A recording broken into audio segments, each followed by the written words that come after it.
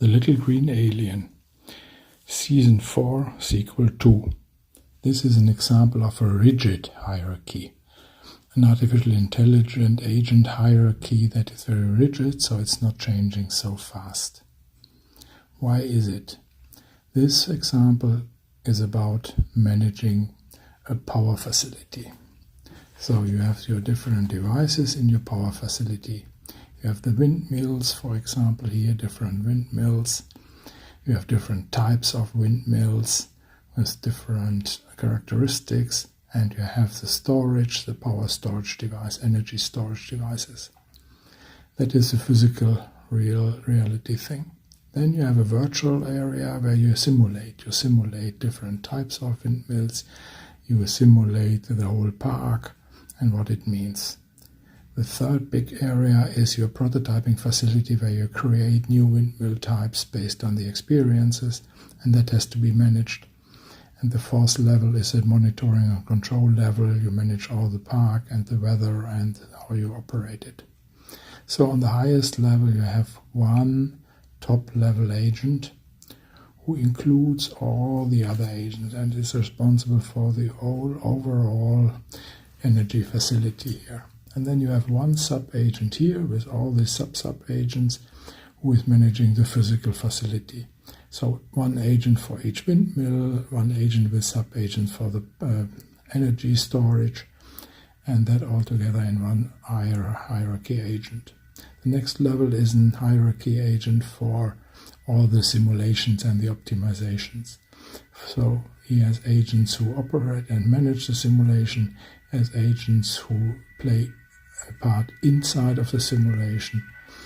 The third one is the one who is managing the prototype facility. So there new windmills are created to optimize the efficiency. And it has different robots and manufacturing devices that have to be managed by sub-agents. The last one is the operations agent who operates the whole thing, managing all the different facility elements, managing the weather, managing the request for energy, and so on. So this is an example of a rigid hierarchy, which means it changes with snake speed. As it is a real-world physical facility, the hierarchy and the organization managing it cannot change all 5 minutes, so the update and check speed is quite slow. Let's look at the different elements of the hierarchy. On the highest level of the hierarchy, the top agent, so to say, is responsible for the strategic operation, looking very far in the future, overseeing all the different operations and optimizations, having a strategy for long term, and defining all the principles and rules and basics of the operation. On the next level, you have an agent here which maybe only oversees a physical plant, and that one is more like a conductor. Conductor conducting the operation of this specific area, responsible for the different agents, new agents, old agents, responsible for assets and resources, having a plan and delivering against that plan. So that is an example here on that level. The next level, the third level, is team leadership, so to say. So this is an agent who is responsible for just a specific element with all its sub-agents, if it has sub-agents, creating new information, using information, and getting the job done. And on the lowest level, you have just specialists. So each agent here is just working on its own and is a specialist for something. So here the agents look very different.